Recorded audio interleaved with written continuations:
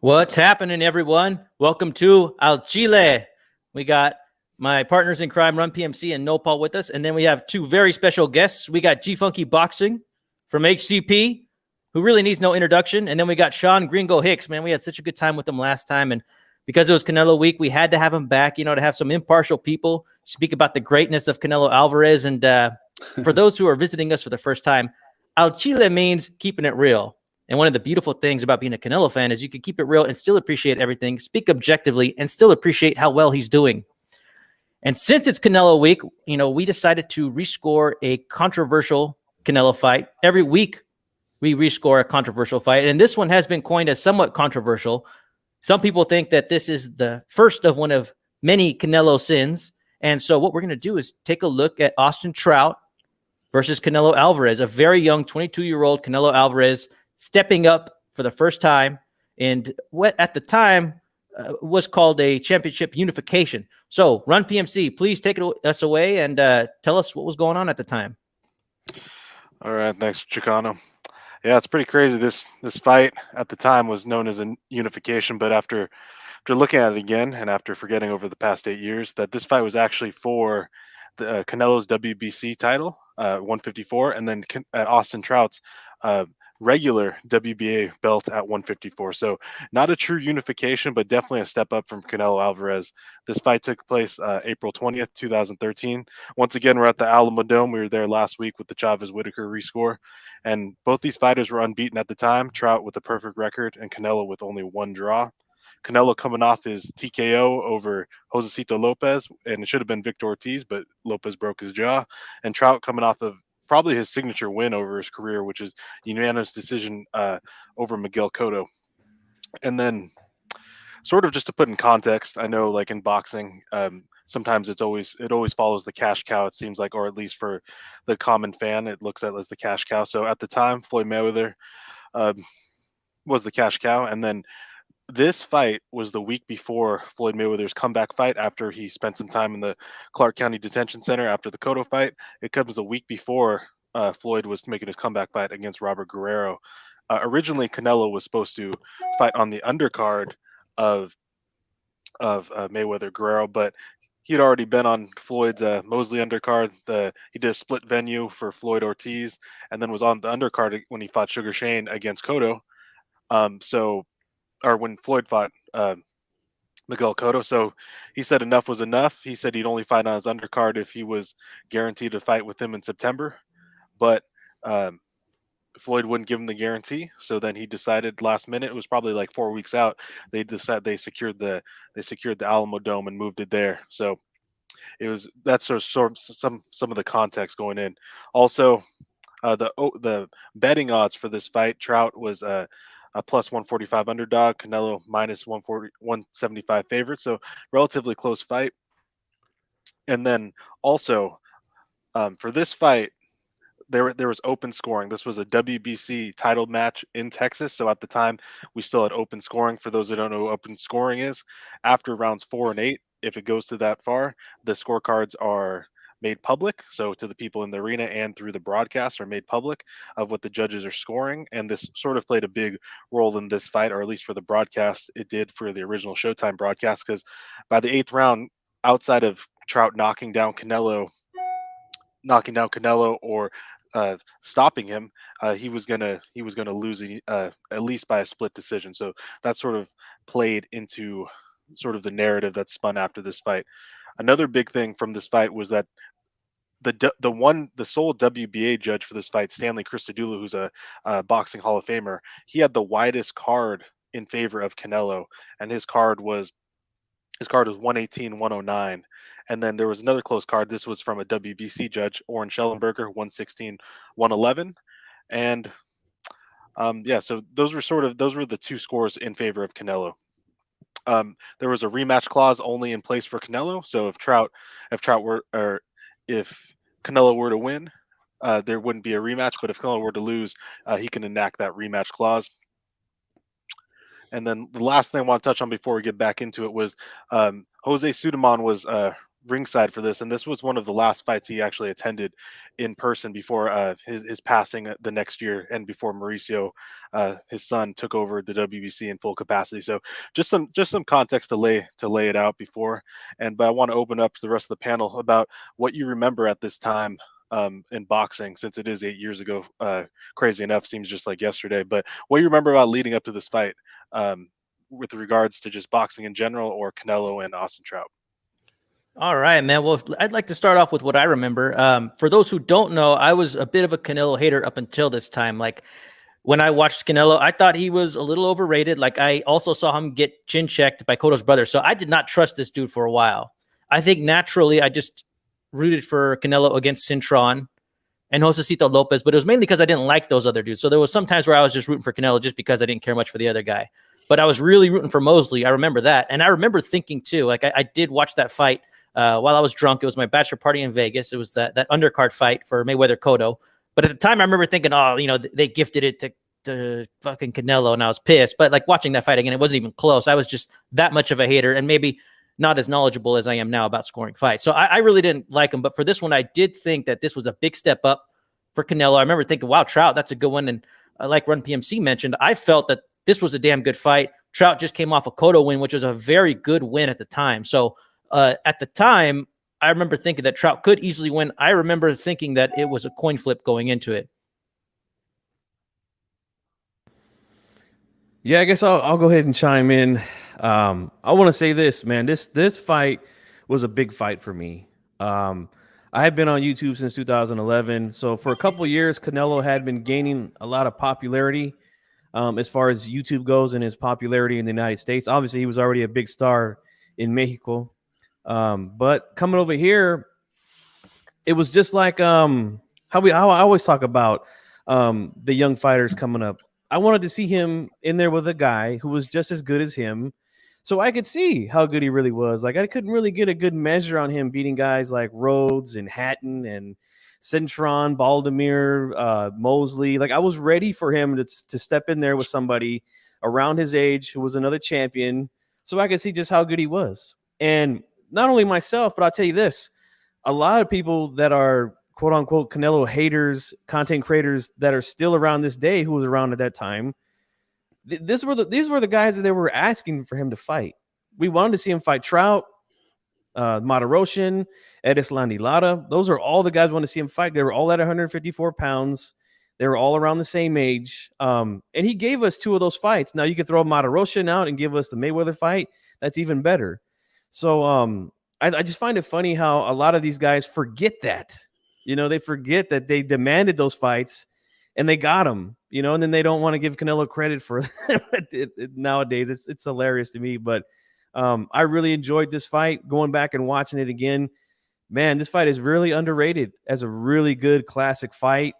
And, it did happen on my birthday that year. So I did have a lot of people over the house and we watched it. It was a good one.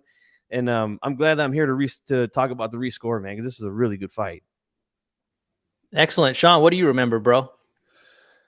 Yeah, I'll go ahead and say going into the fight, I was pessimistic about as far as how good Canelo actually was. And I felt that the skill set that Trout had was going to maybe, upend Canelo. But Canelo, surprised me. He had a great performance, a good game plan. And, that's the thing. Like, you guys just said, Trout had a great game plan too. And to your point, Chicano, he came off of a huge win. So, you talk about having great momentum going into the fight. Beating Cotto, beating Cotto the way he did and then coming to this fight. So I was super excited and I totally agree. Like, it's funny how things kind of get reduced and compartmentalized to just kind of one incident or one thing. The fight is almost kind of just watered down toward just being the knockdown and the stinky leg. It's way more than that. It's way more than the seventh round. It's a great fight, inside action, two styles, but it's entertaining. It's not like a guy who's a boxer fighting on the outside is not, any engagement. It's a good, great fight, and it made me have a more appreciation for both fighters, taking a better look at it again closer and just appreciate the moment too, because going into it, I had doubt, no doubt Trout, but coming out of it, I have even more appreciation for both guys. Two warriors and a really entertaining fight.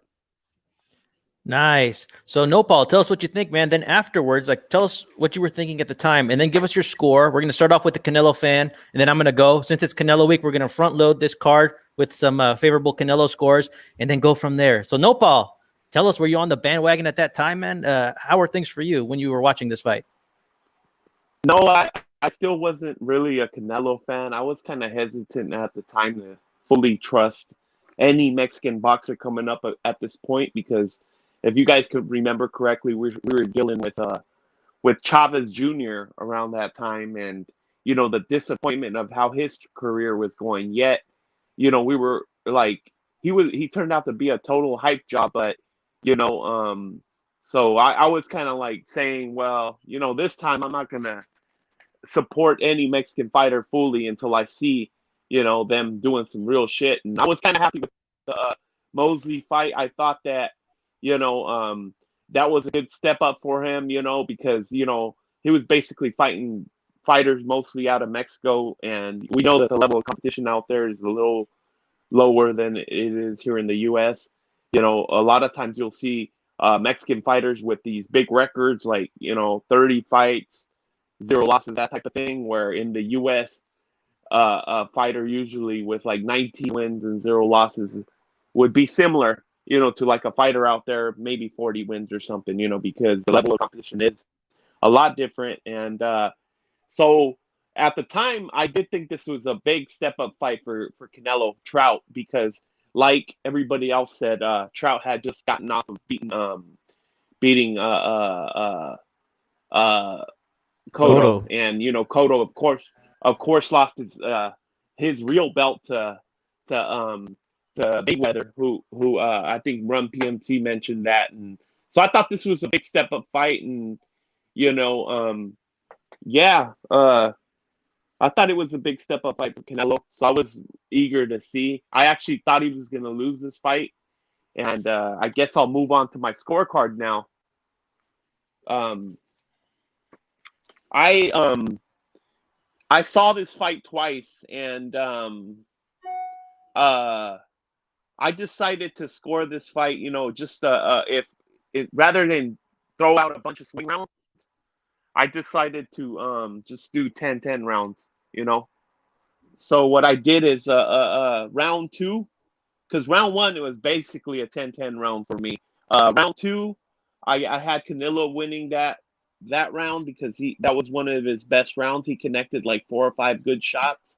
Round 3, I gave it to Trout, and then the rest of the fight was basically all 10-10 rounds. And so I had this fight a draw. The only thing that separated it was the knockdown in round 7. So I had Canelo winning by 2 points with 117-119.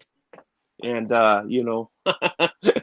crazy scorecard. It was I thought it was pretty even fight. The only thing that separated was the knockdown, and I don't know if the open scoring had anything to do with it. And I was surprised that some of the judges, how they scored this fight, and one thing I wanted to mention is every little thing that Canelo would do, even when he didn't connect on Trout, the crowd was going absolutely nuts, kind of like reminiscent to Pacquiao, when he does his flurry, sometimes he's not even landing, but the crowd goes crazy as hell. Very good, man. Very good. Well, let me go next, since we're front loading this for Canelo. The Canelo cartel will begin, and then we can start getting the more objective opinions. But I can tell you that I did try to score this fight very objectively. And like Gfunky mentioned on HCP, and we've spoken about this all privately, like this was actually a really good fight to go back and rescore. Just in terms of context of like what Canelo was doing at 22 years old versus what a lot of the younger fighters are doing now. On top of that, too, it being Canelo's first step up fight, and just a lot of elements that made it quite interesting to go back and take a look. I had the fight scored for Canelo 114-113. I did see the fight pretty similar to how Nopal tends to speak about it, although I did a bunch of 10-9 rounds. I did always do at least a 10-9, and then of course in round 7 it was the 10-8 round. I thought that the first round was a clear victory for Canelo. And then I thought that number 2, the second round, was a little bit of a swing round. I think it could have gone either way, but I edged it to Trout. Although I think Canelo had the crisper, more eye-catching shot, so easily could have gone to Canelo in my opinion, but I was trying to be fair. So I gave it to Trout. And then I thought 4 was a swing round, but I get it to Canelo. And then also I thought round 8 was a swing round. And then at round 8, Canelo pretty much had this thing sealed. He knew it, and he took advantage of it. Like, I would say that Trout did do pretty well in those last 4 rounds, although I did end up giving Canelo the 12th. Although I had that circled as a swing round, you could easily give that to Trout, but I almost felt like Canelo was giving the round to Trout. Like, I felt like Canelo was very aware of the rounds that he had in the bank, and towards the end, Canelo started doing his own back foot movement, just counter punching, taking his time, kind of like laughing at Trout, and Trout just didn't have enough gumption to go in there and to try to do something to Canelo. Maybe he knew he couldn't. Maybe he didn't like what was coming back, but he was unable to push the action like Canelo would have been able to if possibly the roles were reversed. I also agree that the open scoring was certainly unfair to Trout, but maybe you should have thought that he was behind on the cards anyways. Like, he needs to clearly win every round. Like, I'm sure he knew in his mind, even though Canelo wasn't getting these favorable decisions quite yet, this would be the first one that was maybe contentious. Like, he had to know who the cash cow was. Cash cow privilege will always exist in boxing, and it's in Texas. I mean, we know about Texas scoring, but I do think that Canelo won this one in a close but clear decision. I think that if Trout won, I would have considered that the gift, not necessarily a robbery, but more like Trout would have got lucky. So that's how I saw it. So now that the Canelo homers have given their opinion, we can go to some more objective people. And I want to save Gfunky for last. I want to see what he has to say. You know what I mean? The big bruisers coming in at the end. So let's start with Run PMC. Run, what did you think, man? No, I mean, I agree with the most part. It was a great fight. Definitely back and forth. My scorecard, I had it so I had it 6-6, so each won 6 rounds, so that equals with the knockdown 114-113 in favor of Canelo Alvarez. My 2 close rounds that I marked were rounds 1 and 4, and I gave those both to Canelo. And then I gave Canelo rounds 1, 2, 4, 7, 9, 11, and then Trout 3, 5, 6, 8, 10, and 12. The main thing that I noticed there was a difference in Canelo was just that he seemed to me like he was more flat-footed now than you see the Canelo nowadays. And also another thing to point out for me was that he was gassing a lot in certain rounds, or maybe he was just being inactive on purpose, but I don't see a reason why you would do that if you weren't gassing. And those were rounds 6, 8, and 12, and I gave those all to Austin Trout. So, I mean, definitely a close fight. Open scoring could have played a role, definitely, but like Chicano said, I think you would know if you're coming in as like the B side, quote unquote B side, that you have to do a little more, especially with Austin Trout. I mean, outside of maybe people in the Southwest or in Texas, maybe a lot of people didn't really know who Austin Trout was. I didn't know who Austin Trout was, honestly, until he fought Miguel Cotto and they announced that fight. I mean, I didn't even know who he was when we fought Delvin Rodriguez. So when you just go in there, you have to go in with a different mindset and just actually like take the fight from the A side, which I don't agree that you should have to do that, but that's just how boxing is, and I think that's something we just have to accept, because I think if you win the fight, you win the fight. In no other sport would you have to like really do more on the scorecard, on like a scoreboard, but something that's subjective scoring as boxing is, you have to do that. So definitely a good fight. It really shows leaps and bounds how Canelo's improved over the years, over the past 8 years, and it really shows how his next fight against Floyd Mayweather really was probably the most important fight in his entire career, because it just showed him how versatile he had to be, and Floyd probably showed him some things in the ring that he now applies to his own game. Very nice. Well, thank you so much. And while we have a bit of a break, I'd just like to thank everybody for being here. I see a lot of people in the chat. Thank you for coming to kick it with us. We really appreciate it. And the Texan's in the house, and I want to give him a special shout out. I have a $100 bet with the Texan. He was taking a $100 open bet, even money, and he's taking Caleb Plant. Couldn't believe my ears. So I put down a little bit of money. He's going Could to I pay get for some my of that? Could I get some of that action in I Texas? was wondering what the limit was. I was like, what's the limit, man? So I'd like to thank the Texan for paying for my pay-per-view and a couple 6-packs. I really appreciate it. And everybody's in here. I really appreciate it. Nando, JC, I see a lot of names, D-Style. The originator of this show, A-Rod, is in the house. Thank you so much for joining us. And so, man, we're having a good time. So let's move on to Sean Gringo Hicks. Sean, tell us, man, like, what did you think when you rewatched this fight? I want to know all your opinions. Give it to us. Absolutely. So thank you guys for having me on again. And thanks for having this fight as being the one to rescore. Because again, this is really an undersold fight throughout Canelo's career. And it's such a key benchmark as far as his transition into the champion he is today. And then you can appreciate like from where he went, like you mentioned the footwork, but also too the head movement. And where I feel like he's gone to another level is his defense. I mean, he showed a little bit like in the 9th round, and he kind of picked it more up when he was kind of feeling himself. In fact, the 9th round is where has a quote, I think, that kind of encompasses the fight. It was the 9th round, Trout went to his corner. His coach said, he's tired. And then Trout said, nah, he's dodging and playing, because that's what he was doing. Towards the end, you know, where you thought Trout, and he did have a good game plan, utilizing that jab, going into side to side, right and left, staying off the ropes, and really kind of showing a lot of different angles and looks to Canelo, which did have a good effectiveness, but his mistake, and, you know, it happens, like when he went toe-to-toe, at the end, that 6th round, that uppercut, to me, that changed the whole fight, you know, at that point. And that's when it left susceptible to the right hand in the 7th round, where Canelo, and I felt like the shift kind of went from there. So I've scored the fight because it was close. It's crazy because Trout threw literally 350 punches more, but only landed 30 more punches, right? So that just shows you as far as like the movement from Canelo and how he's able to be elusive throughout the fight. But I scored it 114-113 for Canelo, the knockdown. They did have some close rounds in the beginning. They had some tight rounds. So the rounds that I gave was for Canelo, I gave him 2, 6, 7, 9, 11, 12. Trout, I gave him 1, 3, 4, 5, 8, and 10. So again, great fight. Really enjoyed it. And, you know, for those that are looking for a fight to rewatch to get hyped for Canelo week, because, you know, we're all excited for that undisputed fight this weekend. This is definitely one to watch. And you can definitely see the improvement and the quality and development that and the hard work that Canelo's putting in there. And also gives me a lot more appreciation for Trout, too.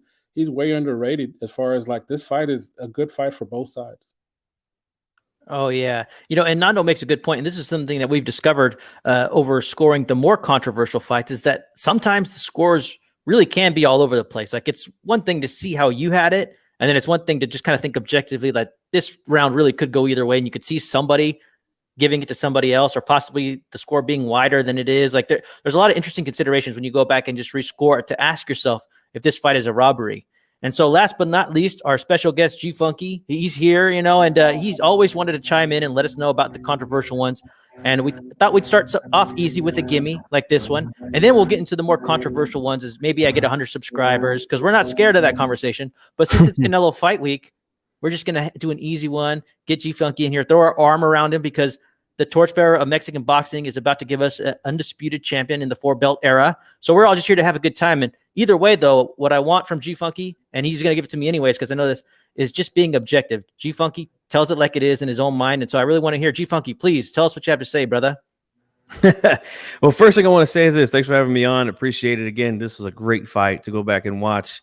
I want to also apologize. My neighbor right across the street, they're getting their tree cut down. So there's saws, there's wood chippers going off.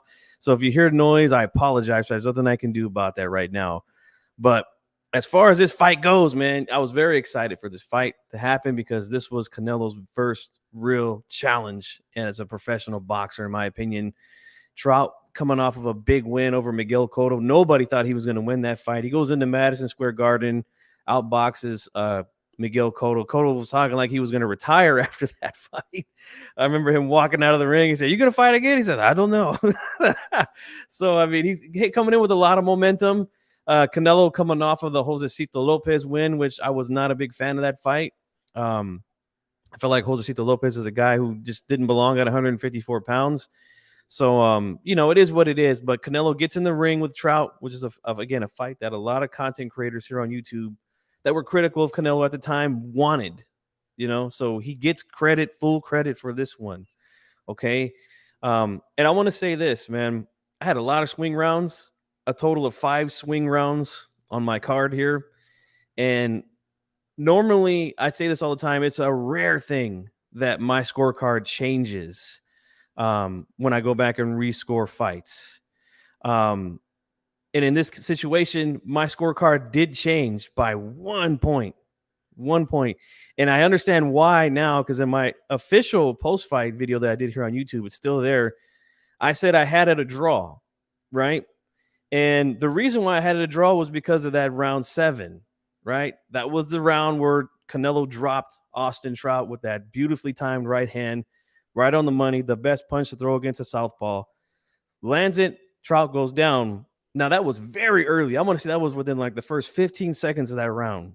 Boom, drops him. Trout gets up. Canelo lands a few more shots right after that. Then Trout, in my opinion, won the rest of that round. And going back and watching it, I'm like, okay, I think he did win the rest of that round. Now, even though he got dropped, and I remember Paulie Malignaggi saying, look, he ended that round strong. I felt like he won the rest of that round. He was backing Canelo up. And he said, I actually gave that a 10-9 round instead of a 10-8 because of how strong Trout came back in that round. And I did the same exact thing first scoring it. This time, I did not do that. I scored it a 10-8. So my final scorecard was 114-113. Canelo, 6 rounds apiece. He gets the extra point in that round. But I'll say this. It was, for me, it was kind of a tale of 2 fights. First half, I think, belonged to Trout. Second half, I think, belonged to Canelo. I feel like early on, Trout was able to control Canelo with the distance, with that jab early on. I think Canelo was finding it kind of hard to get his shots off early on Trout. I feel like Trout was doing a tremendous job. Now, he wasn't always landing those jabs, but that's why we always say that the jab is the most important weapon in boxing, because you don't always have to land it for it to be effective. He was keeping Canelo at bay with just throwing it out there. Every now and then he would shoot a strong shotgun jab and hit him with it, maybe throw a left hand behind it, even a straight left to the body. I feel like he was definitely the ring general in the first half of that fight. Then Canelo started to pick it up. I felt like I agree with what Run PMC said. He was being very defensive, moving the head, going back, slipping shots early on in the first half of the fight. And he wasn't really returning fire off of that. He wasn't. He was making Trout miss. Maybe Trout might have got 1 in there or 2, but he wasn't firing anything back. He wasn't making him pay. He was making him miss, but he wasn't making him pay early. In the mid rounds, he was doing that. And that's when he was starting to hurt Trout. I feel like he hurt Trout a couple times late in the fight. Obviously, round 7, he drops him. I feel like he was hurt again in round 9, I believe. And in round 10, he was hurt a couple of times by Canelo in that fight, in that round. So I think that what happened with Canelo was he started to counter shot more in the second half while he was making Trout miss. He was throwing more combinations off of those slips and rolls. And that's what he started to take over in the second half on my card. But my official scorecard, again, 114-113 Canelo. And I felt like he did a really good job of making Trout come to him, give up that foot speed with feints, with good head movement and things like that. Really good fight. Glad I got a chance to jump on here, rescore it again, because I really enjoyed watching it last night while I rescored it. And it's one of those classics that's been under the radar for some reason, but it's a really good fight, man. And Canelo, to me, that was kind of the point of his career where I said, and even said this in my post fight, showing the tools, the extra things, and that's what it takes sometimes. You got to be in there with somebody that's going to force you to pull out those extra tools in your tool bag.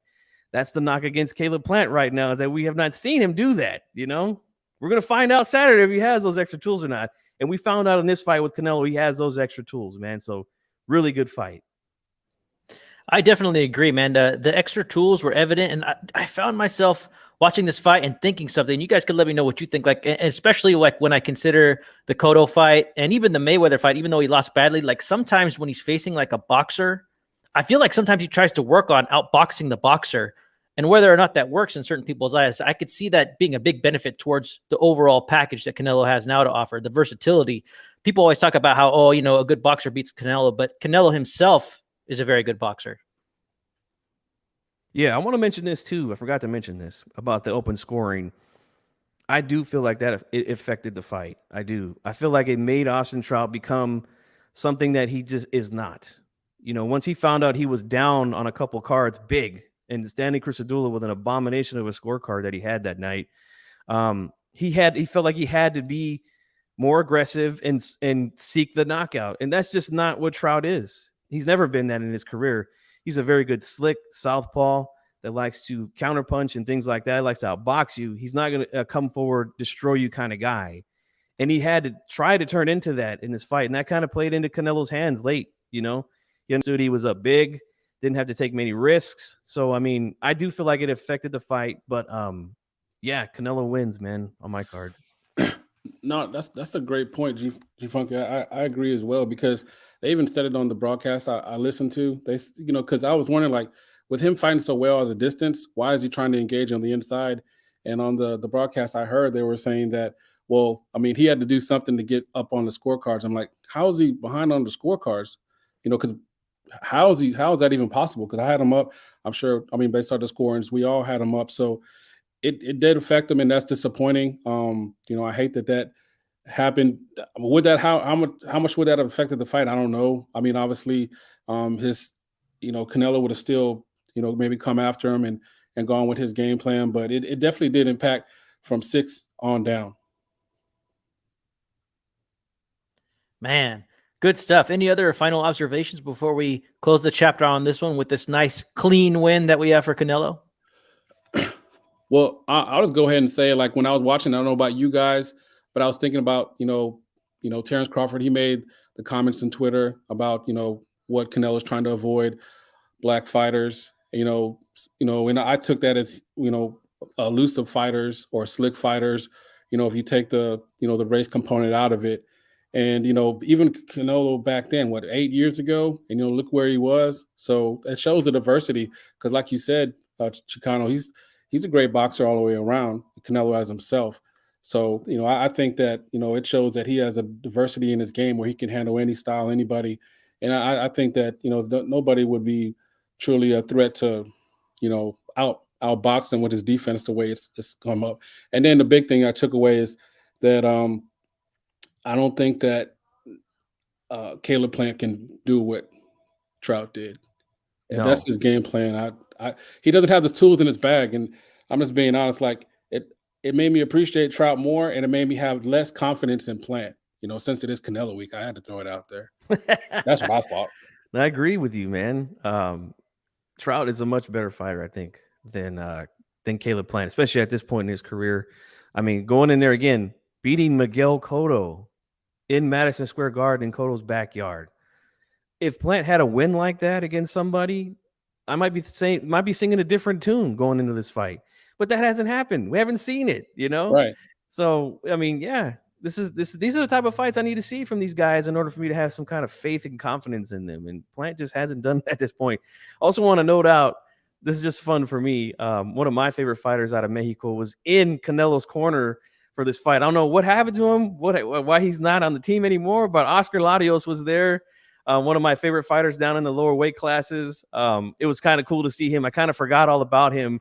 And then I remember watching as the first round ends and Canelo goes to his corner. I'm like, oh, there he is, So I just wanted to throw that out there too. Nice, dude. And you know who I forgot all about? Austin Trout's wife. Holy shit. Good looking woman right there. Absolutely. Hey, and you know what? Man. Oh, yeah. And also it was nice seeing Chepo Reynoso in the corner. I like his calm. Yeah. It's cool seeing the old man just totally relaxed, just watching his son handle the managing and the training of Canelo and just kind of being that nice, steady presence. So it's cool to see him in there. I do miss seeing Chepo in the corner, so it's kind of cool to see. And he looks so young, too. It's crazy. I mean, this really was a long time ago. They all look younger. Eddie Reynoso looks like a baby. Yeah. Another thing, too, is how gracious in defeat Trout was after this fight. He just said, hey, look, it is what it is. I lost. Then they tried to get him. I think they really tried to get a soundbite out of him. They were asking him, like, well, but what about that one judge? What about how wide he had it? And he was like, look, man, he beat me. is what it is. All I could do is just take it and come back. And I feel like that's something that's missing in today's boxing, if you know what I mean. No, Yeah, I totally agree. One last thing I want to add on there too is it's definitely sad. I mean, if it's already been brought up, sorry, but that such a good fight against two champions, that are grinding it out in such a great fight that got reduced to pretty much the 7th round, the stinky leg. I mean, this fight is pretty much a meme at this point. I mean, that's sad. Where like these young guys that you're talking about, Gfunky, I mean, I would love for them to step up to a fight like this of this caliber, and a lot of them are way older. Tank's about to be 27 in a week. You know he what I mean? hasn't had a fight like this, yeah. Not even close. So can we get the memes off Trout, please, and give him some respect? And yeah, shout out to his wife. I agree, Chicano. She's hot. For real. Yeah, there's something else. Hey, man, I just had to put that out there, and the old lady's not here, so I just thought I'd sneak that one in. Well, hey, Gfunky, like I know you might have to get rolling. We're going to start getting into what we've seen as far as Canelo's improvements, man. If you got to get rolling, we get it. What's your time frame look like? I can go a few more minutes, man. So I want to hear what you guys got to say about this one. Sure, man. Well, as far as this particular fight, I did notice that Canelo's style was different from how he fought Mosley and even a couple other fights. And that's why I found myself wondering if perhaps he was working on his boxing against a very good boxer because he knew it would pay dividends and that he could possibly win that way anyways. So I'm still wondering about that. Like one of the things that I've noticed about Canelo is like he really does things his own way. Even if his trainers tell him like, hey, I need you to do this, I need you to do this, like you need to win this one outright. Like sometimes he doesn't always do what I'm hearing his instructor tell him to do. And I think Canelo thinks for himself. But one of the things that I noticed was that the way he applies pressure is different now. And then also, he hadn't fully developed that beautiful lead left hook that he has, or at least maybe he wasn't able to land it on Trout. And that could be a testament to Trout. Trout was a very good opponent. And you could see that afterwards. Like a lot of times we see Canelo's recent opponents not do much afterwards, but Trout had a pretty decent career afterwards. He fought a lot of names that are worth going back and watching. A lot of people don't talk about his fights with the Charlo brothers, but take a look, man. He definitely won some rounds against both those guys. You could make a case he beat him. The only guy that I think really beat him decisively was Lotto when Lotto fought him. He kind of wiped him out. But yeah, Trout was a tremendous fighter back then, man. A lot of people don't give him respect. And again, these content creators, they're not being fucking consistent, man. They wanted him to fight this guy, and he did it. And they don't want to give him the credit for it. They'll say things like you said earlier, Sean, oh, he's afraid to fight black fighters. Like, I guess Trout is not black. I mean, I don't understand. Like, this is ridiculous. And again, Trout, a really, really good fighter. And as far as what I've seen in Canelo, like to me, this was kind of his coming out party. He wasn't showing that kind of head movement, upper body movement, rolling with shots and coming back with counter shots like he did here against Trout. And to jump on your point, Chicano, with the left hook, I think that's a very underrated tool for an orthodox fighter against a southpaw. I think it can work as long as you do it correctly, but the straight right hands are what you want against a southpaw. And Canelo had a lot of success. If he wasn't hitting Trout clean on the face or on the chin, he was hitting him a lot in the chest. I don't know if you guys noticed that, but he was hitting him a lot right here. And it was that straight right hand on the button that put him down in the 7th. And it was also like right uppercuts that I seen buckle him late in the fight. So the right hand of Canelo was beautiful that night. And to me, this was kind of his coming out party, in my opinion. Very nice. Hey, Run PMC, what do you think, man? You're really good at breaking down the sweet science. Have you noticed any improvements with Canelo so far? Like, what are your thoughts?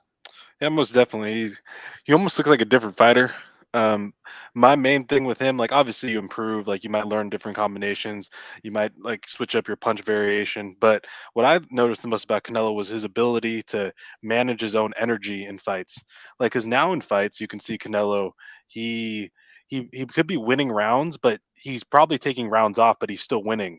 They're still winning the round. While back then it seems like he would go for the gusto and then be gassed for the next round. Like on my scorecard, I had him losing 3 rounds, and that was a 6, 8, and 12th. And I think that was just purely off inactivity. Granted, it could be the open scoring, but one of those being the 6th, and that was only after one open scoring, which is after the 4th. And he looked just gassed to me.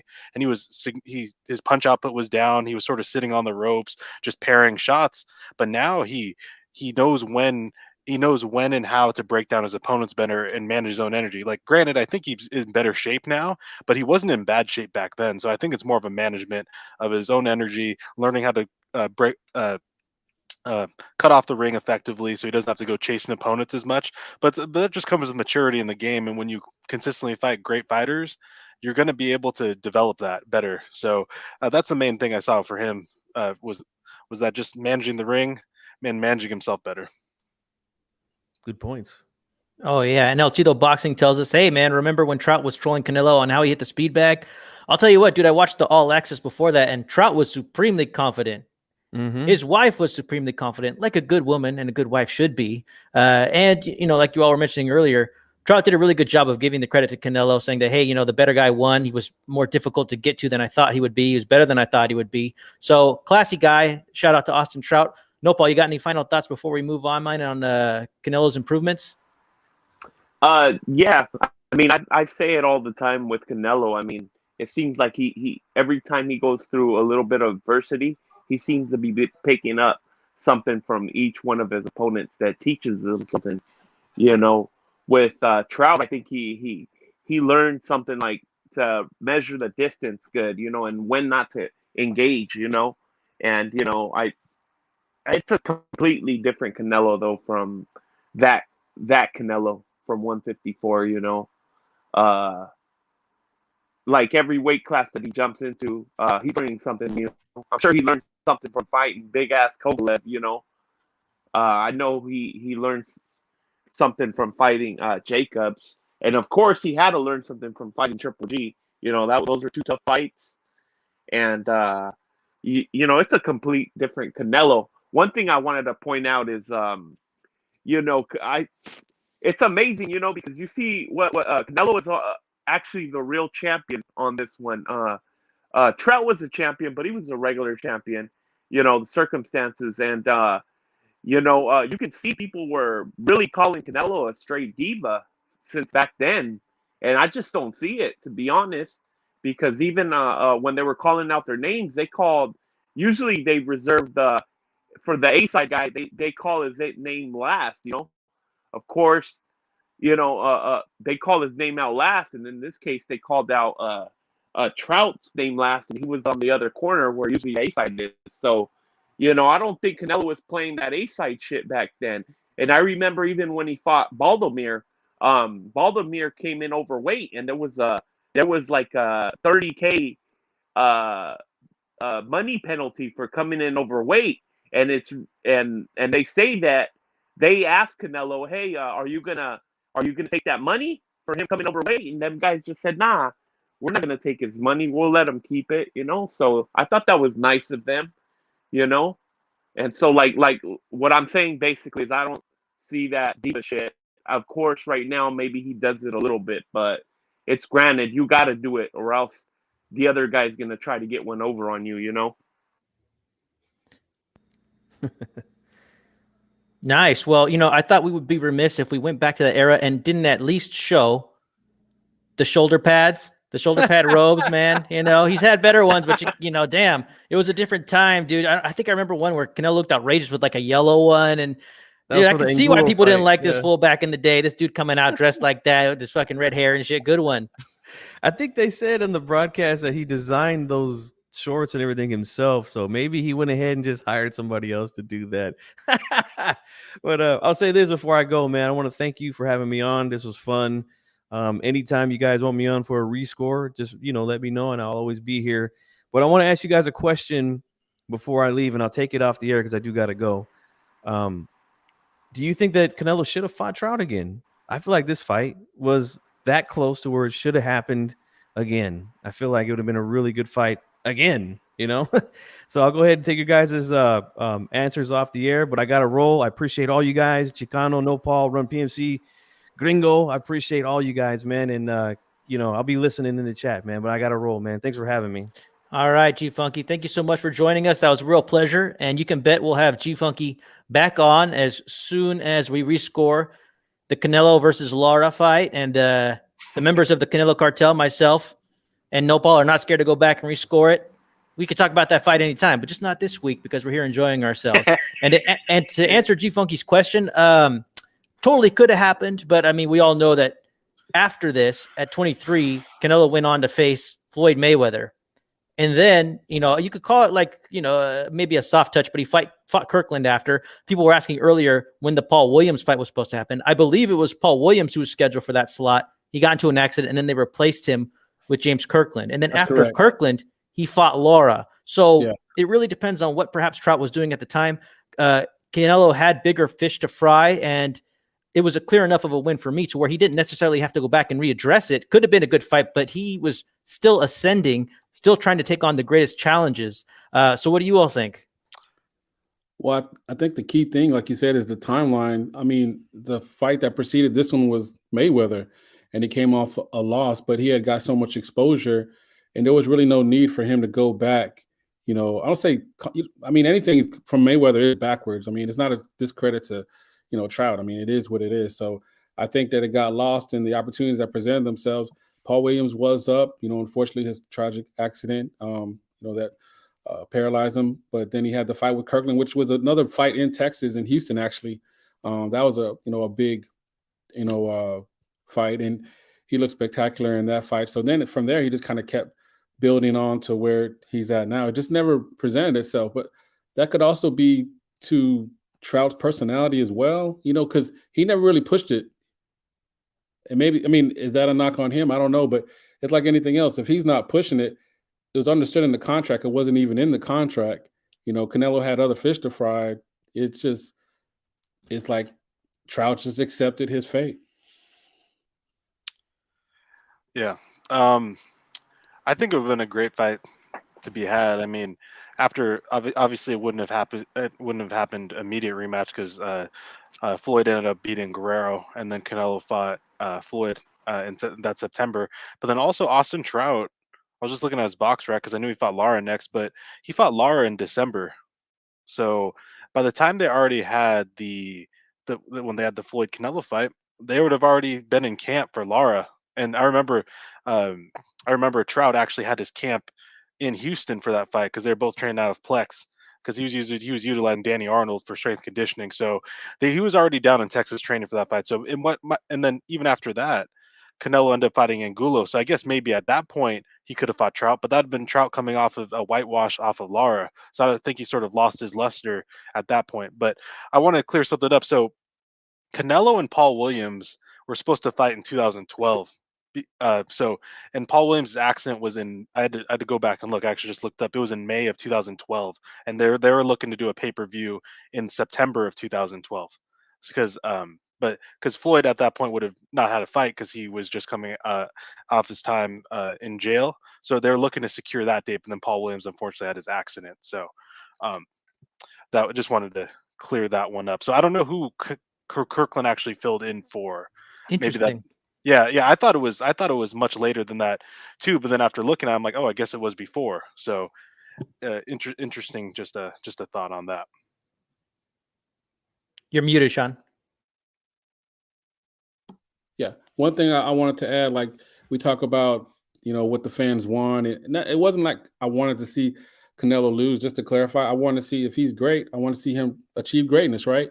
Yes. So I don't know if it mattered to you guys, and I know it's about the fighters. It's not always about the corner. But to me, it's a proven fact that, James Mandingo Kirkland was not the same fighter without, and Wolf. And Wolf, thank you. And Wolf in his corner. So, like, the fight that she wasn't with him, and I actually talked to her after that. And she was talking about how bad he looked, and she was embarrassed, and he was up on his back, and his nuts are in the air, and she was just clowning him. I was like, damn, y'all couldn't just stick together just one more fight. So, not that it would have made a difference, but again, it was something that I was like, man, I really wanted to see, because James Kirkland, I know he looked horrible that fight, but man, he was like a different warrior, when he fought, like when he fought Angulo, when he had Ann Wolf in his corner, he was a different animal. Yeah, and when he fought, I always reference this fight when I think about a man fighting a boy. When he fought Glenn Tapia, that was one of the most brutal fights I've ever watched for the larger weight classes, because he was just that Glenn Tapia was never the same after that. He ruined his career. That was it. That's like what I thought about. I mean, it wasn't like that badly, but sort of like with Jamal James this weekend against Butayev. man. But after that fight, Glenn Tapio was not the same. Like he was every time he get touched just up, not even on the chin, just like a headshot, he would be all over the place. And Kirkland really took his soul because even for that fight, he was training out with Bob Santos in the Bay Area for like almost all of that camp, and then he went to Ian Wolf for like a month, and then he's back to just being a beast. And then it's just the bond that they have, both tough upbringings. It's more of just the mental thing with Kirkland and Wolf, because Kirkland came in good shape looking, I think, for the Canelo fight, but he just didn't have it. Yeah, it just wasn't the same thing. So yeah, I mean, I know it's Canelo week, but I just want to. That's another fight where a fighter's kind of dismissed the, as far as what he was. But yeah, James Kirkland, man, Dingo Warrior, man, he was no joke, man. He didn't have Ann Wolf, but he still was tough, man. Yeah, he was one of my favorite fighters for sure. Well, definitely. One of the great things that we all can enjoy is that we can go back and analyze Canelo's resume for like the last 10 years and talk about what was going on at the time. Canelo is very accomplished, and he's only 31. I think we all agree that now that Manny Pacquiao's retired, even though he's the same age as a lot of his contemporaries, Canelo Alvarez has the best resume in boxing, has had multiple unifications, multiple Ring Magazine championships. He's all over the place, very successful, very accomplished. So what I want to do is debut the first annual Alvarez Awards. And what we're going to do is we're going to take a look at some young fighters that we think are taking care of business at an early age, perhaps around 22 like Canelo was, fighting in championship level fights and looking to take on big challenges after that, and people that we think can go very far afterwards. And so we're doing this, the Canelo Awards ceremony, the Alvarez Awards, and we're having a little bit of fun with this. So let's start off with Sean Gringo Hicks. Please tell us, who would you like to nominate for an Alvarez Award? Envelope, please. Yeah, who I'd like to nominate, and also on behalf of my brothers, the In Vivo podcast, we'd like to nominate none other than Grand Prairie, Texas, pride of Grand Prairie, Texas, Virgil Ortiz Jr. Man, what a young up-and-coming fighter coming up. Our whole thing is that we feel like he's not just pride and joy of Texas, of Grand Prairie, but I think of all boxing in general. I think his potential, and I think he's very marketable. He has a very fan-pleasing style. I mean, he's, just a fun fighter to watch. He's in a great weight class where they have a lot of other competition that he can face now. I mean, he's already ranked by the WBO as number one. WBO and WBA, I believe. So WBO and WBC, he's number one. The IBF has him 4, and WBA has him number 2. So gotta love that. But not only that, I mean, he's very entertaining, and I feel like he's one to watch. And I feel like, nothing against him, but Golden Boys are going in the wrong direction. Not wrong direction, but they should put more focus in on Virgil Ortiz. I don't believe they're giving him enough. I know that, their quote unquote cash cow, the cachet or the social media buzz is around Ryan Garcia, and I get that. I respect that. But as a boxing fan, I think, I would love they push Virgil Ortiz more, and I think that his marketability surpasses just Texas. I feel he'd be big in California, where you guys are on the East Coast. I mean, if you're a fight fan, how can you not love Virgil Ortiz? And we definitely do. And it's an honor to nominate him on behalf of myself and my brother for such a prestigious award. Shout out to you, Virgil Ortiz. You're the man. Very nice. Yes, congratulations to Virgil Ortiz, the first recipient of the Alvarez Award. Ron PMC, who would you like to nominate for this prestigious award? All right. So for my nomination for the first annual Canelo Awards, I have Shakur Stevenson. And I want to take a little sort of different outlook at this, because I think Shakur Stevenson, like I've said before, and I think the last 3 shows since his fight, I've been a Stevenson fan ever since the Olympics, and I thought he was robbed in 2016. I mean, everyone, I think that's sort of known that he was robbed. But it is what it is, amateur boxing at the highest level. So, but Shakur Stevenson, I want to compare his, because I think he's sort of at a fork in the road right now. He has 17 fights, and he's been in his pro career for around 4 years. And there are 2 guys that came to mind when I was thinking about paths he could take right now in his career. Number 1, that could be Floyd Mayweather. Number 2, that could be Adrian Broner, because Shakur Stevenson just got his 2nd belt. So he got his first belt 126, second one 130. And then he has 17 fights. Broner, at within 4.5 years of his career, who was 23. Shakur is right now 24. He got his second belt around the same age. He got his as 130 and 135. Floyd Mayweather, on his 18th fight, secured his first title 130. 28 fights in, got his second title fight against Jose Luis Castillo. He was like 5 years in his career. So they're all sort of at the same point, different amounts of fights because Shakur had a longer amateur career, but sort of the same point. But it's like, I'm trying to see, where is he going to take it? Is he going to go down the Broner route with, after Broner destroyed DeMarco? It was sort of just subpar after that. He beat Paulie for the third belt, but that was, since that in 2013, that's been about it. Since Floyd, and then after that, after Floyd got his second belt, against Jose Luis Castillo, he rematched him, and then that's sort of then it's sort of history after that. So I think Shakur is he's at a fork in the road right now, and see what path he wants to go down. And in my opinion, what I think he should do is this. I think Shakur, since he's not going to get to 50 fights like Floyd, he might not even reach 40 fights like Broner. And especially now, once you step up as a belt holder, there's no going back. There aren't any these gimme fights. Granted, you could have stay active fights, but these guys don't fight enough that they even warrant stay active fights in a way of like, you're trying to still ascend and you have stay active fights. Because if all these guys fought 5 times a year consistently, and then it's like, okay, 2 of those fights are just whatever fights, just gimme fights, then that's fine. But when they fight 1 to 2 times a year, I don't think they have enough time to just have one of them being a gimme fight.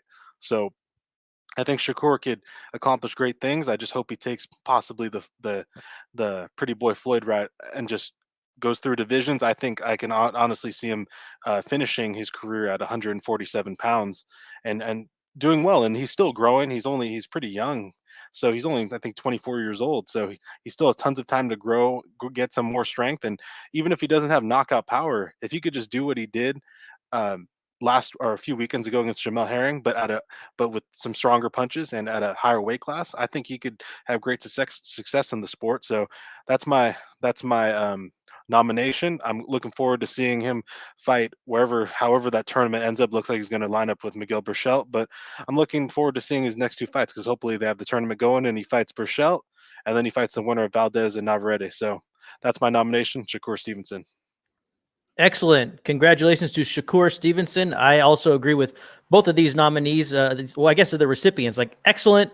Looking forward to seeing what both of them have to do. And you know what? They both deserve this award. And we don't just give these awards away. All right.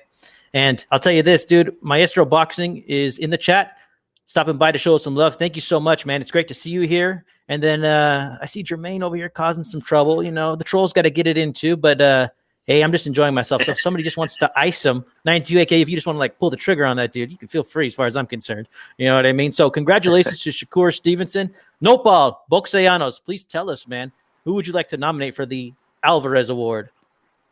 Man, you guys already know I gotta nominate our Puerto Rican brother, Xander Zayas, and I wanted to. I kind of agree with what Run PMC said.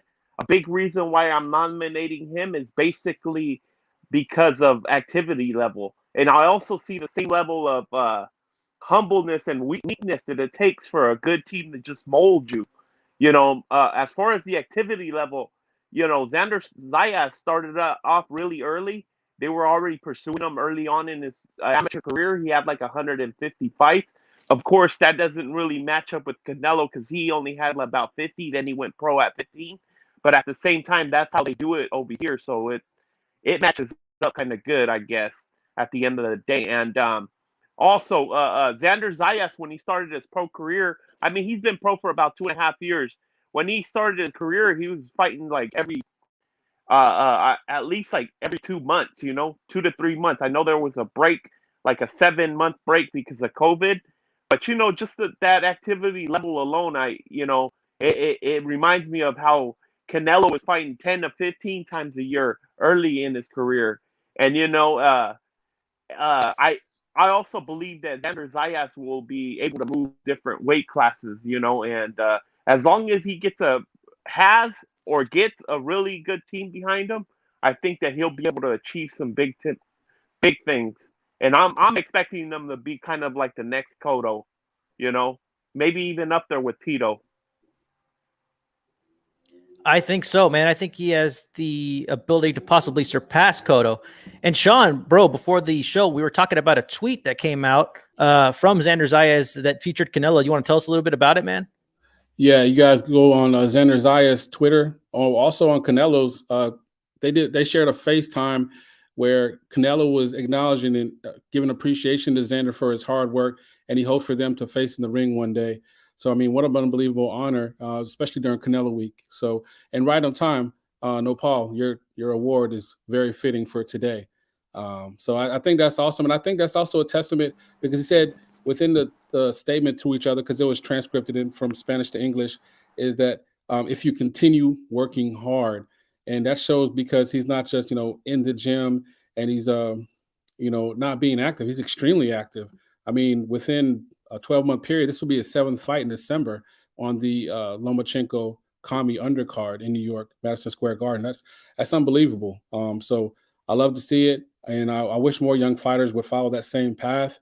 It's the only way they're going to get out there to improve, to get better, and for us to see what kind of fighters they are and to help support them. So I love it, and I love all the names that were suggested and made out. I totally agree. I think Xander Zayas is the future. And to me, it's not that unfeasible for these two to meet up possibly in maybe 4 or 5 years because Canelo is running out of opponents. And Xander Zayas started at 147, just like Canelo did. And he was a young big boy, just like Canelo. He's already at 154. And this guy's huge. Like, I think he's listed at 5'10", but I've seen him next to other guys. I don't know if he's just a growing young man or what, but I think he could easily be a little bit taller than 5'10". And he's got a lot of skills. He passes the eye test for me. I think he's moving up properly, and I think he's hungry, and he's got such a good mindset for such a young age, and I don't really see him getting sidetracked. So, yeah, man, I have to co-sign all of these. And the fighter that I would like to award the Alvarez award to is Teofimo Lopez. And I guess I would give that guy a nickname, but I'm not sure if he actually has one. But regardless, I'd like to have Teofimo Lopez receive this prestigious award. I think that it's obvious that he's doing a whole hell of a lot at a very young age. He's only 23 years old. And whether you think he's actually undisputed or not, he's fought the main guys. And that's what I respect. Like I've always said, to me, like Lenio is good enough. Like if you beat the man who beat the man, or it's settled who number one is, and you have a Ring Magazine champion, like to me, that's sufficient because there's always going to be another guy to see. Does he need to get the Devin Haney belt? I guess he could, but I'll tell you this, I'd be happy with a Loma rematch. I'd be happy with him moving up to 140 and fighting Josh Taylor. The guy has options. I would like to see Teofimo tone it down a little bit as far as like his A-side status and how much he needs to get paid. Like he is starting to talk a little bit like a diva, and he's not fighting nearly enough. And so what I would like to see is him to be a little bit more active, but otherwise I think he has the ability to become the lineal champion and the number one ranked fighter and a unified champion at 140 pounds. I could see that at 147 too. Just like Canelo, I think that he's at the right age doing the right things. Like he's at an age where he's the next generation and he's kind of moving up while all these champions who haven't really done anything and are stagnant are just getting older. And eventually they're going to have to see Teofimo. And I could actually see these old guys like Crawford and Spence actually fighting each other and kind of like tying each other up so that they don't have to fight this new and hungry young generation that's already here. So I think Teofimo has a great opportunity with his age and what he's accomplished already to just keep moving up at his own pace. So I look forward to seeing what he has to do to convince everybody that he really is the next fighter, the next best fighter of the new generation. Anybody got anything they'd like to add before we wrap up this prestigious awards ceremony? Yep. Oh, I have something to add. Sorry, Sean. But I think the main thing that we learned from this is that there are a lot of great fighters that we could have nominated that are up and coming fighters for this award.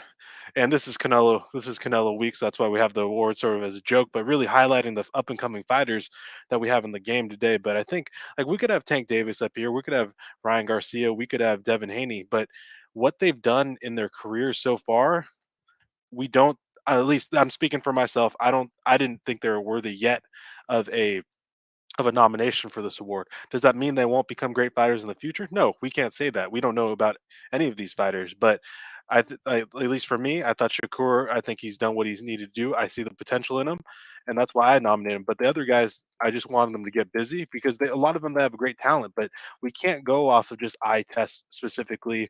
We can't go off of just what we think their potential is, because really potential means you haven't done anything yet, but we think you can do something. So we just have to. That's why, like we say, you have to have the fights, and like my whole thing is, in order to become a great boxer, whether this is in the ring, your popularity, or just your skills, would be you have to consistently fight quality opposition and have high quality performances against them. If not, you're just another fighter, and like you might be able to make a lot of money, like Ryan Garcia makes a lot of money, but when it comes in like 10 years, then people might not even remember his name. So it just all depends what your goals are in boxing too. Most definitely. Sean, did you have anything? It looked like you maybe wanted to chime in. Yeah, Run PMC, as always, he really summed it up really well. The main thing is, like, we do have a lot of talent in boxing, but boxing is going to be boxing. But even with all that, the politics and the frustration of fights not happening, fighters are finding a way to get these fights made, to stay active, and to show that the sport can be and potentially reach the potential of it. So it's great that we're able to acknowledge them, and we should be excited because there's a lot of talent out there. It's just a matter of them fighting, getting in the ring, and staying active and staying dedicated. Most definitely. And dude, it's time. Let's move on to the current week. We have Canelo Alvarez versus Caleb Plant for the undisputed super welterweight championship. Now, I've already dropped my prediction video, and I'll just make it short and sweet. You really don't have to break down this fight too much to know how it's going to go. Like, I think a lot of people are right when they break down this fight. If you sit there and say, okay, well, I think, like, and this is what I have to say, if you think that Plant gets gassed in the later rounds and you think that he's a one-handed fighter, and you think Canelo can easily handle something like that, well, you don't have to continue to break it down any further. And I think people are doing a good job of seeing it from different angles, and all it does is reinforce the way that Canelo's going to win. But since I've already given my prediction, that's all I have to say about it.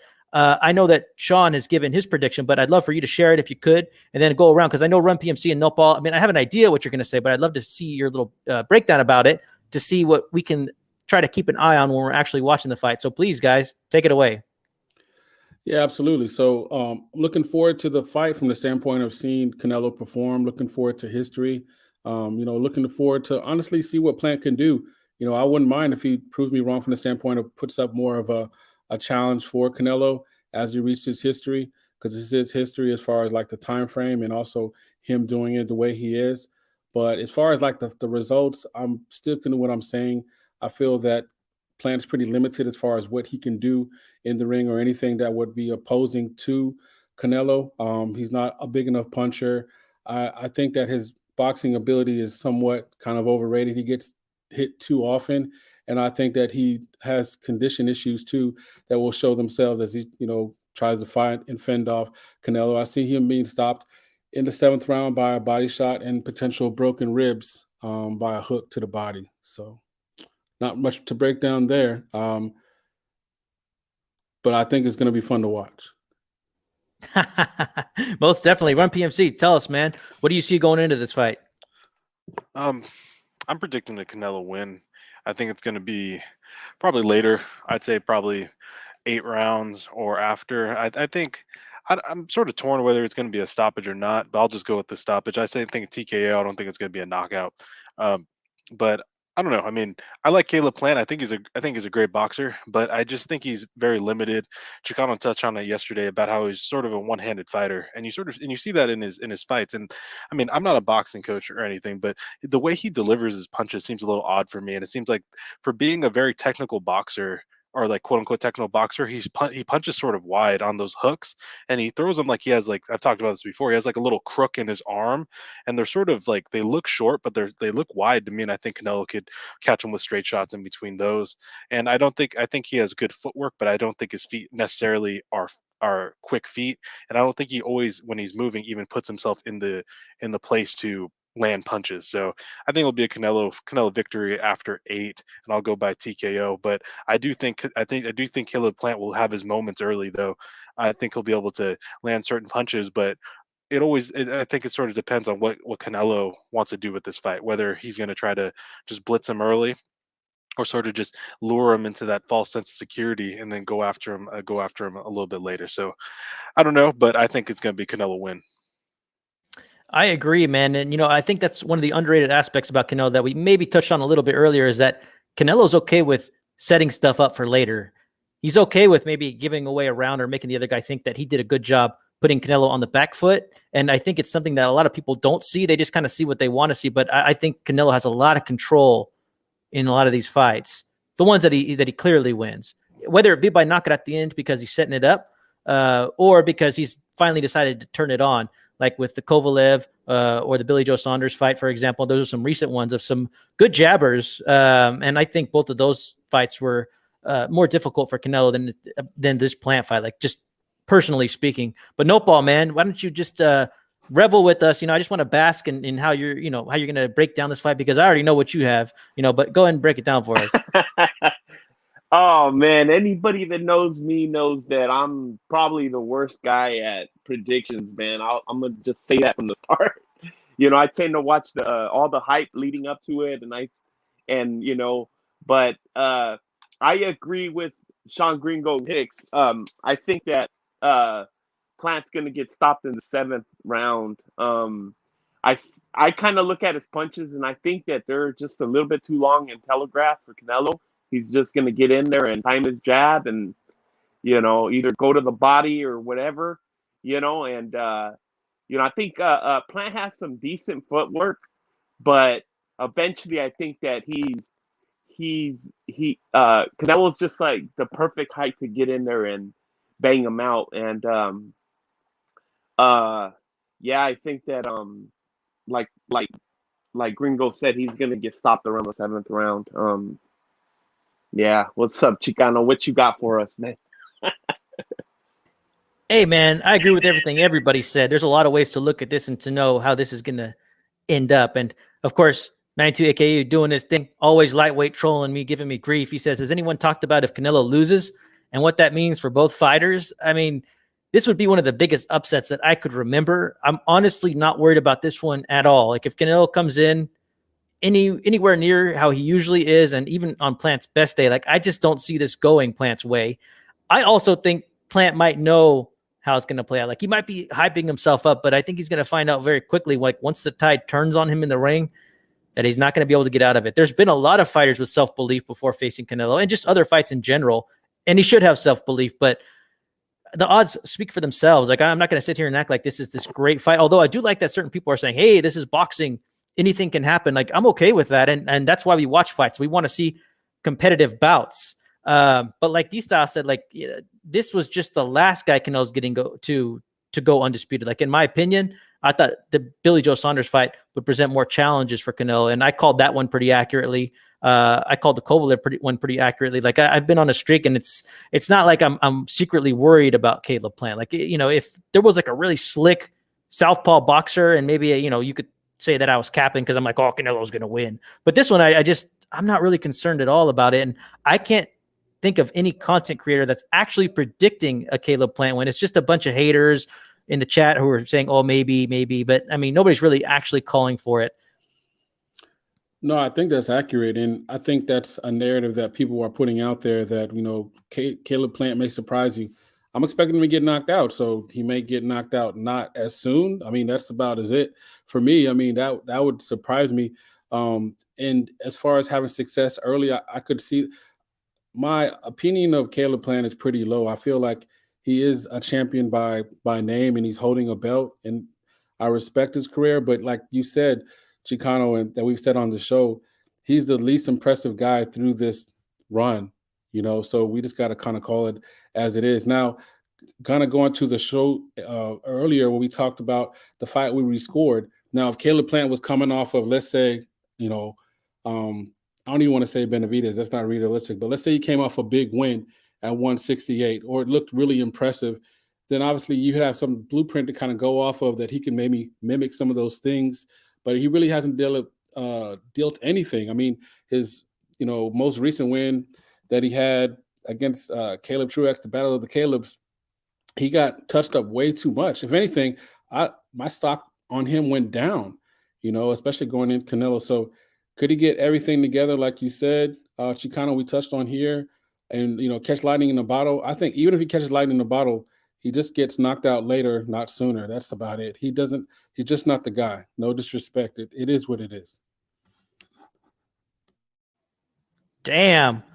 Well, it's like you said, Sean. It is what it is. Well, hey, since we all know how this is going to go, and we can all enjoy ourselves because it does feel like fight week. Canelo's the face of boxing, and I really appreciate when Canelo does fight. Like, we're seeing him quite often, and everybody's going to be tuning in, whether you like him or not, whether you're going to be paying for it or not. Like, everybody tunes in for a Canelo fight. So I want everybody to enjoy the fight, and even if you're rooting against them, please, man, go ahead and root against them. That's part of the fun of boxing sometimes. And so let's get to our last subject. Since we all think it's going to go that way, I'd like to talk about what Canelo should do after this, because it's going to happen fast. Although we have an off season, we're going into the winter and the spring, but it's never too soon to talk about what Canelo should do next. So I'd like to pass it around. There's a lot of options. Doesn't seem to be a consensus anywhere. We know that Canelo says he's going to fight 4 times. At least that's his goal. So let's talk about it. Sean, what would you like to see Canelo do next, assuming he gets past Caleb Plant? All I want for Christmas is David Benavidez. That's where you got to go. Because here's the thing, brothers. All right, so I know this is Canelo week, and we talk about taking all doubt. So undisputed means that there's no question. Let's be honest. People are going to question the fact that, yeah, he's undisputed, but he didn't fight the biggest threat in 168. That's not his fault.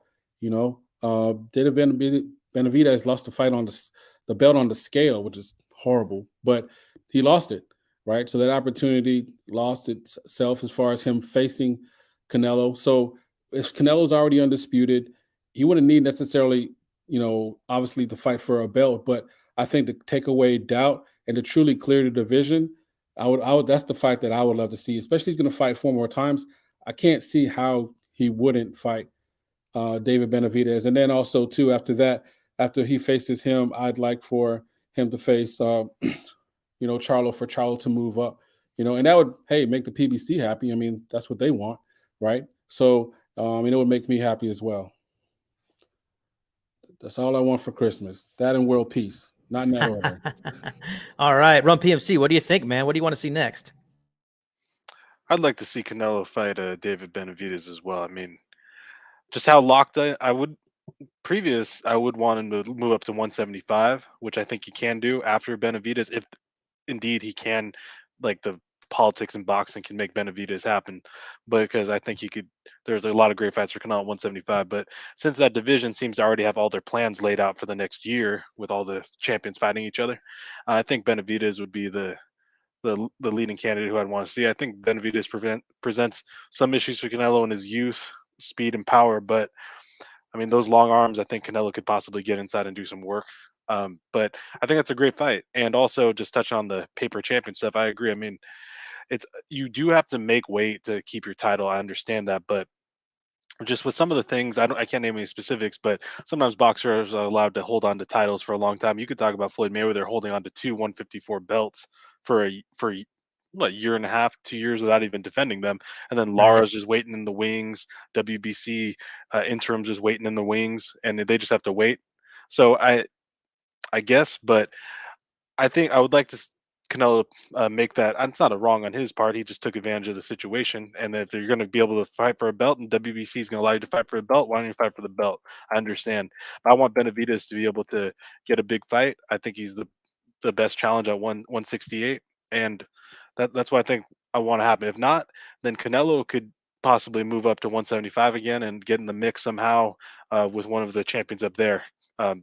I think by that time, it depends how much Canelo wants to fight, because he says he wants to fight 4 times next year.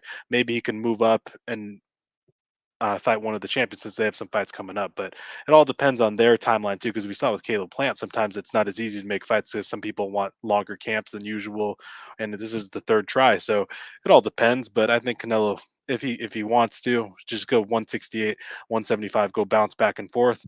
And after this, I mean, I know the belts mean something, but I think it sort of matters on what era you're boxing in. I think Canelo, at this point, I don't think he necessarily needs to defend the belts at 168. He could win this and then just drop all the belts. But then I'd like to see, I think it would be telling to see how many boxers at 168 would go like scurrying for the belts, opposed to try to get a Canelo fight. For sure, man. And Nopal, man, what do you think? Is this going to be a sweep for Benavidez to be the next opponent for Canelo? Who do you want next? Yeah, I think so, brother. I was thinking that that's probably the only name that makes sense. if I was Canelo, I would basically vacate all those belts. Just keep even vacate the regular WBC belt and actually say that, I want my franchise status to move up. And, technically he'll still be lineal 168. I'm not sure as far as the lineage where who he's taking that from, but I also saw that the new way they say lineal is you gotta, you become lineal once you get at least 3 belts, so basically he'll be known as the lineal champ anyways, and I don't know. I mean, they won't call him the undisputed anymore, but we know he took out 3 of the top guys to get to be the best at 168, and I want him to go straight up against Benavidez, and then after that, I think a Charlo fight would make sense. But to be honest, what I would like to see, I would like to see him fight Benavidez, then Beterbiev, and then after that, I would like to see him fight Zurdo. Then after that, Bivol. Not in that particular order, but that's what I would like. And eventually I would, like a Charlo and if he wants to throw Andrade in there, I'd be okay with that, because at the same time, not to say that Andrade deserves a fight, but I believe that just to satisfy people that are bringing up Andrade all the time, I think that would be a logical choice. I would actually like to see Andrade do a couple things before he gets a Canelo fight. I would like to see him take on a big challenge. You know what I mean? He always, I mean, when people interview him, he's always saying that he's fighting the best guys.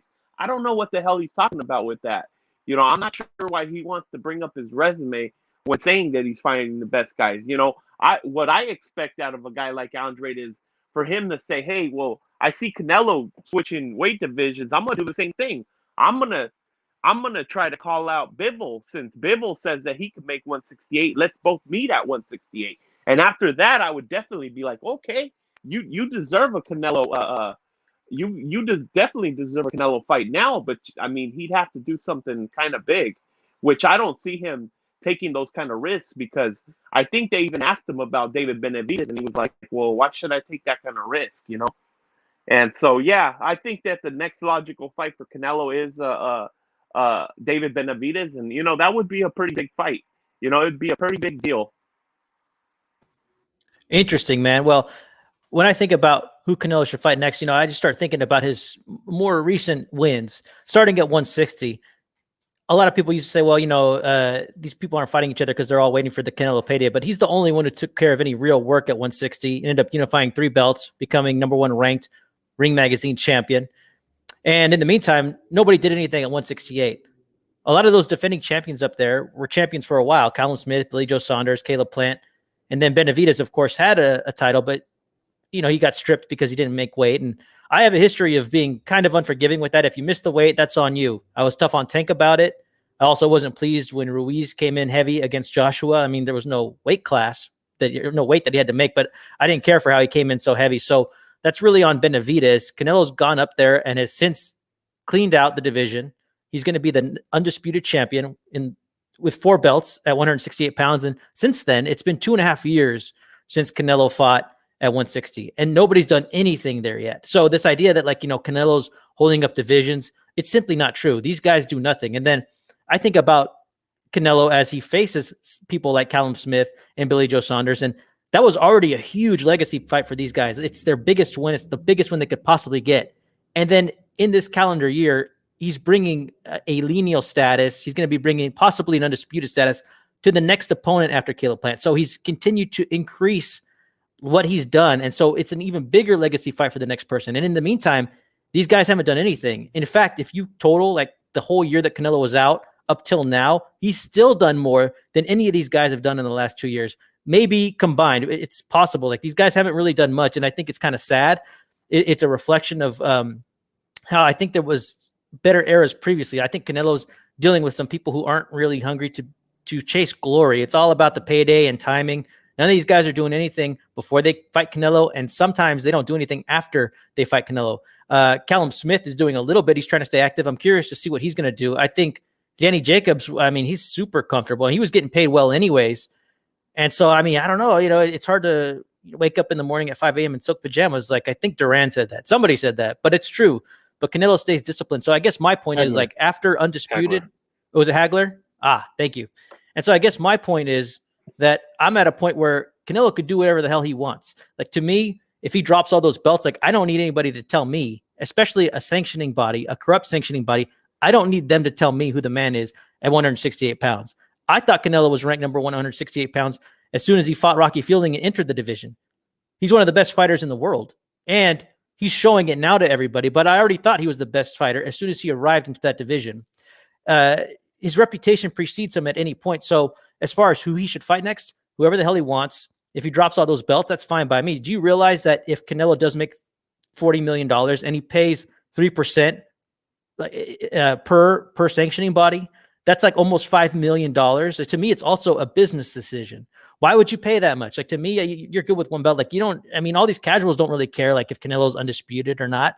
I think it's a nice feather in the cap, especially for hardcore fans, because they've been giving Canelo a hard time of, oh, yeah, the opportunity at 154, the opportunity at 160. Well, when you say that, what you're saying is he took care of the most work, could have finished it off. He fought the top guys and just didn't finish working his way down. He never avoided the top-ranked fighters at a division, just like we're seeing now. So I think the Benavidez fight would be interesting to watch. I would favor Canelo in that. And I also think that maybe Canelo should take him on maybe sooner rather than later. But that's really up to Canelo. I think that if he's looking to make money, and let's say that he is planning to fight 4 times or maybe 3 times in the next year, like, I wouldn't be surprised if we saw a Triple G fight. If he could get out of this December fight with no loss, that's the fight to make. We were talking earlier, Sean, about how, yes, Triple G is a casual fan favorite. People actually know who Triple G is. He's still got the best resume out of all of them. On paper, the only loss that he has is Canelo Alvarez. So if you're looking to make money, that fight makes a lot of sense. The last were also fun fights to watch. They sold very well. So I could see the justification for that if Canelo just wants to do what he wants to do. And to me, it's like, I don't want to sit there and say, oh, he's earned it. But damn, if anybody deserves to take a soft touch and a huge payday, it's probably Canelo. These guys haven't done anything close to what Canelo's done around him. So that's just my opinion. I think that if he's looking for a cherry pick, but an acceptable fight, I think he should fight Andrade. I think that people who think Andrade could beat Canelo might be delusional or don't know what they're looking at, or just might be haters. That's just my personal opinion. I think if you want a mix of a big market fight as well as like a little bit of a cherry pick, I think you could fight Charlo. I think Charlo's ready to go.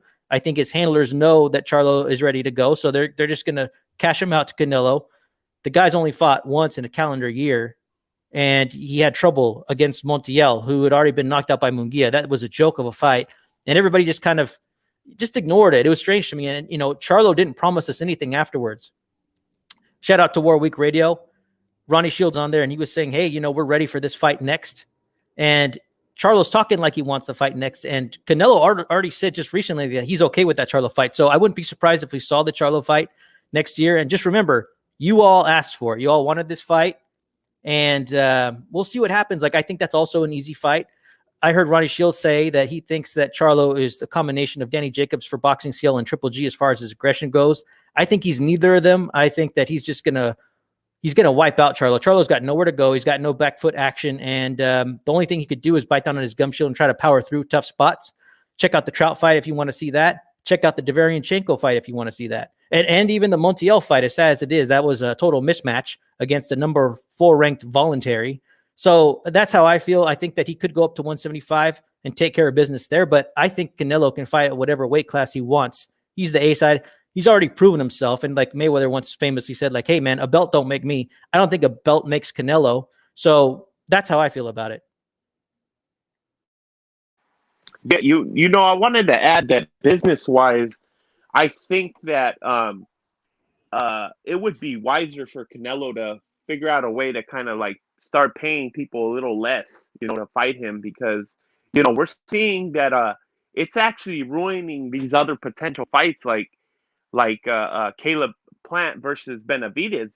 That fight is probably never going to happen now that Caleb Plant is it's going to make what, 10 million just to plus pay-per-view or whatever to fight Canelo. So, I can see, if Caleb Plant gets beat up pretty bad, next time, when that fight is available for him to fight Benavidez, the guy's gonna outprice himself because he's like, well, now I'm making more money, and he's gonna want like a lion's share of that purse, and they're gonna have to pay him at least 6-7 million to fight a guy like Benavidez, to take that kind of risk. Sorry about the background noise, but I mean that's just one example. But it's happening across the board that these guys want huge sums of money for these big risk fights now.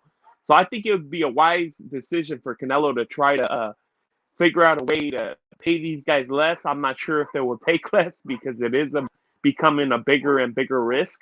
But I can see if Canelo steps up his risk taking, like say he says, okay, I'm gonna fight Beterbiev, but this is how much we're willing to pay him. It's still gonna be Beterbiev's biggest payday, any way you want to look at it or not. Just, I mean, he might not make 10 million, he might make about 6 million. And then same thing with Bivol. Okay, Bivol, let's fight. Gotta pay you less though. You know what I mean? From there going forward, pay the guys a little less. Yeah, man. I'd like to give a shout out to Southpaw. He's having a little bit of fun. He says that the only reason Canelo wants to fight Charlo is because of how he looked in the Montiel fight. I mean, it's possible. Like I've always said that Canelo sparks out Charlo. Just because you might be finding that out now, it doesn't mean that it's like news to us and that it's a selective cherry pick. It was always going to be easy work, in my opinion. So, I mean, if you're just catching up, that's cool, I guess, and it looks here, poor Charlo. Canelo is going to make Charlo move up. Well, like I said, Canelo can fight at whatever weight class he wants, in my opinion. If he thinks he's best suited to campaign at 168, he doesn't have anything to prove to anybody. He's already twice overproven himself. You could take his 154 to 160 about to do right now and add what he's already did at 175 plus what we expect him to do in the future. That's another Hall of Fame career. So he doesn't have to do anything to make anybody happy at this point, as far as I'm concerned. Yeah, and guys are gonna start switching up their narratives, adjusting them now. I mean, a year ago it was Canelo scared to death of Charlo. Now that he's kind of showing some interest in kind of being okay with fighting a Charlo, now people are like, oh, well, he's gonna make the little guy come up.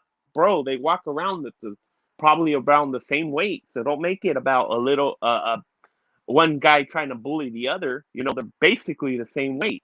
Canelo is actually at a weight disadvantage at 168. These guys are outweighing him. When back in the day they were saying that Canelo was a light heavyweight, but those that might be in the days when there was no rehydrating. It was the same day weigh-ins, but not in today's day.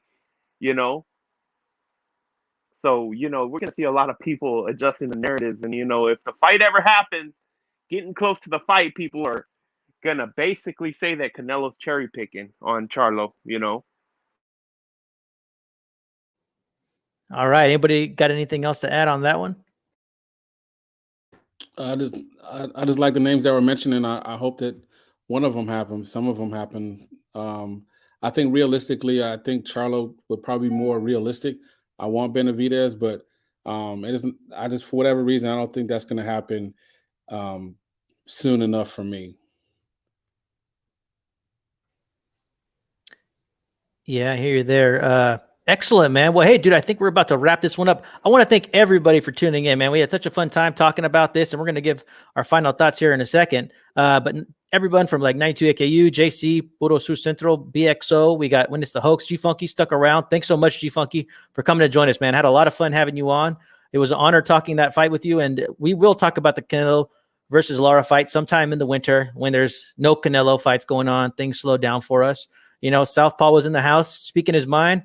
So we appreciate that, dude. And so Team Batman Boxing, L-Dub, it was a great time. So, hey, man, let's go around. Final thoughts for this upcoming Saturday. Please let us know what you all want to say before we get out of here.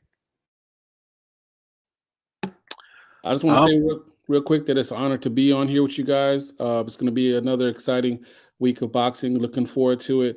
Keep you guys doing what you're doing. I love the rescoring. I love the show. You guys bring a lot of good stuff, a lot of good information, a lot of good energy, and just, a really enjoyable show. Also, too, the narrative I expect to come out, because there's not going to be much to say about the fight, Canelo's going to dominate, is people are going to talk about the pay-per-view numbers and how crappy the undercard is. And, they're going to find a way to make it look like Canelo got a loss. So, it is what it is. Shout out to Canelo. Great observation. Hey, real quick, on the way out also, let's predict how many pay-per-views we think this is going to do. Sean. Oh, wow. That's okay. So, man, that's rough. Pay-per-views. I'm going to go and say 500K. Yeah, that was the number I was looking at too. I was going to look at slightly over 500,000. And then Nopal's going to come in with the range coming up. So he's going to give the pay-per-view range like he always does. You know what, man? I don't know if you guys remember, but when we did it over there with D-Style, everybody was them guys were all predicting in the millions. And I actually kept it I didn't do the range this time. I think I went for a full number, and I thought it was going to do about 600K, but I'm stepping it up to 750K right now on this one. I don't know if I'm drawn into the hype going into this fight, but I think that it's going to do well. It's Canelo coming back to pay-per-view, and people are straight up simps. You know what I'm saying? Because we were having these fights for $10 a month on the Zone and all that. We were enjoying them, $100 for the whole year or $20 for the month. And we were enjoying them at a very reasonable price over there. But I don't know, something about pay-per-view and the hype that goes behind it. I think people like to spend money. So I'm predicting 750K on this one. Very nice. And I got to say this, I'm underrated at picking how well a pay-per-view is going to do. I've called a lot of them accurately. I called the Ruiz Areola one perfectly, even though everybody else is way off. And so I think that the Mexicans are going to come out for this one, man. I think that word has gotten to the parents and the abuelitos that Canelo is back, and it's easy to order on the pay-per-view. And so I think that the word is going to be out by the time we get to Saturday. I have people already calling me, asking me when this fight is. I'm telling you, the buzz is already starting up, and I think people like Canelo. On top of that, too, he's kind of a nostalgia act, even though he's still in his prime. So it's like, oh, look, Canelo's here. He's a reigning defending champion. He's still the man. So tune in, and I think that he is going to draw a lot of fans. Although I was surprised to see, I think Usman is fighting this weekend in UFC, and I was surprised about that. I actually have grown to enjoy UFC, and so I guess you could only be a superstar in boxing to go up against Usman. So I'm kind of disappointed that we won't be able to see both fights at the same time. I think maybe 900,000, but I'm going to say 1 million, right around there. And I think that's going to be the curve that Canelo sets. Canelo is the superstar of boxing, so we're grading on a curve. So whatever he does, that's as good as boxing is right now. Then everything else you could base after that. So with Tank only doing like 200,000, well, you can grade on the curve based on what Canelo does. That's the A, and then everything else is graded on the curve. So those are my final thoughts. No, great. Yeah, I guess last thing on that is one thing I can guarantee is going to happen Saturday night. Canelo's not going to wait until the main event to come out for the fight, so we don't have to worry about that. Seriously, man, he was having a siesta the last time. Oh, dude, brutal. I was dying. Tell me about it, dude. We waited forever because I was sitting there waiting, and then Ryan Garcia came out, knocked the guy out in the first round. So we had to wait until there would have been the main event, and then we had to wait even longer for the UFC fight, and that's why that crowd is kind of restless. Like that crowd wasn't into it. We were into it and all hyped up, but when you're waiting for damn near 2 hours without doing anything, dude, it does draw on you because you're just waiting around and there's nothing to do because you can't really leave. So I want everybody to enjoy the fight. And then also next week in our controversial rescore, we're going to be taking a look at Bradley versus Provodnikov. Run PMC has been talking about that one. I remember it being a great one. We're going to see how we scored that fight. I want to thank everybody for tuning in. I want you to, and so for Sean, Gringo, Hicks, Nopal, and Run PMC, this is Chicano Prophet with Al Chile. We'll see you all next week. Take care. Peace.